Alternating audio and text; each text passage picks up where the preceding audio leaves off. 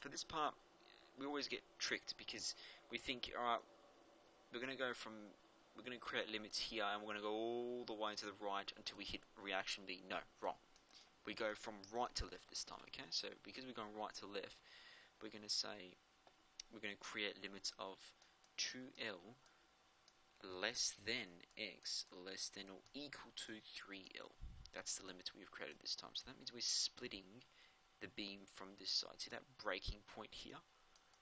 That's plus V moments going upwards.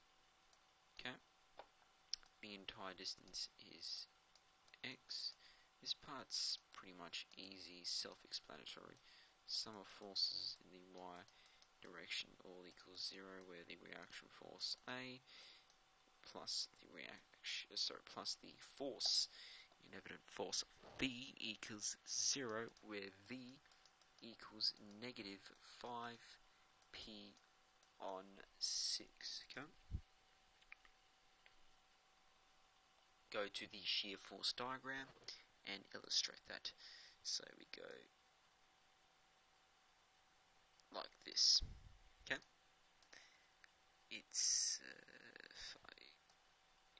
negative 5p on 6, so negative 5p on 6. Again, you're going to have to use your mind in the actual diagram itself of this part, so let's complete it ourselves. It moves on. I know it's constant, there's no forces here or anything like that, but as we go to the end, there's a reaction force B going upwards, so the reaction force B going upwards is exactly the value opposite to that, opposite to negative 5p on 6, okay, so it goes up to 0.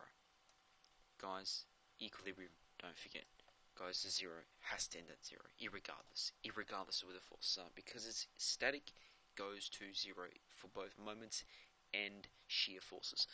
Moving on, the sum of moments equals 0. I'm going to just have to skip a few things here now. M subtract RA multiplied by my bad.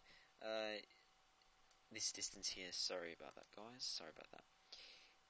The overall distance of the beam, 3L, subtracts the limit that you've extracted, that unknown distance, which is x in our case. When you're going from right to left, add that note. If you didn't catch what I said, skip a few seconds back in this video and listen carefully to what I said. So this is 3L subtracts x. Oh wow, sorry about that.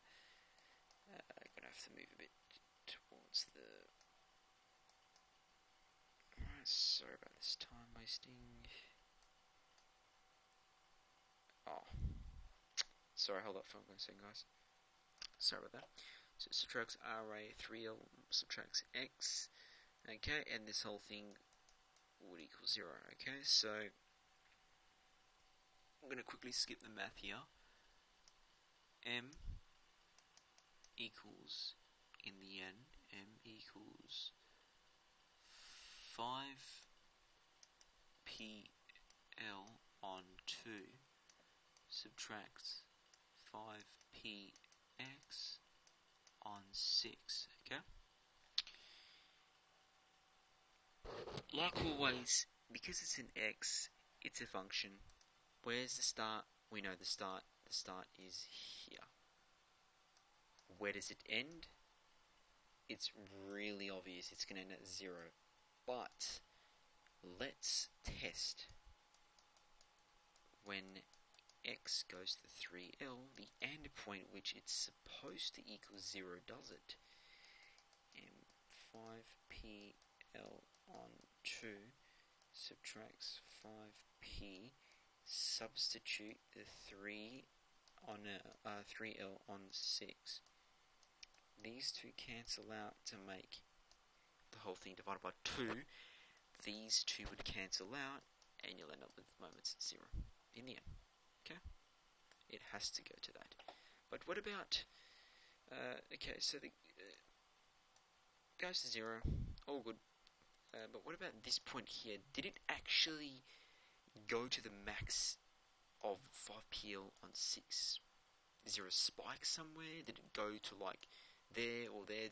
is there a spike anywhere? Did it really go to 5pl on 6? Let's test. So let's test x equals 2l, just like the double derivative test from previous. We knew it was a max, but we just wanted a test to be safe. So let's be safe in this case. When x equals 2l, sorry about that bad handwriting, guys. This is paint I'm using after all. So x equals 2l, where m equals 5pl. Sorry, I just skipped math again, but running out of time, you guys. 5pl on 6. Okay? So it actually does go to that point. In the end, to answer our question, guys, quickly jump to the question. It asks maximum magnitude moments of the bending moment on this beam. Answer is 5pl on 6. Our answer, 5pl on 6. Okay? Thank you for watching, ladies and gentlemen. Sorry about the late upload. I was just busy with making videos of certain government events. I'll see you guys most probably 2 to 3 days later.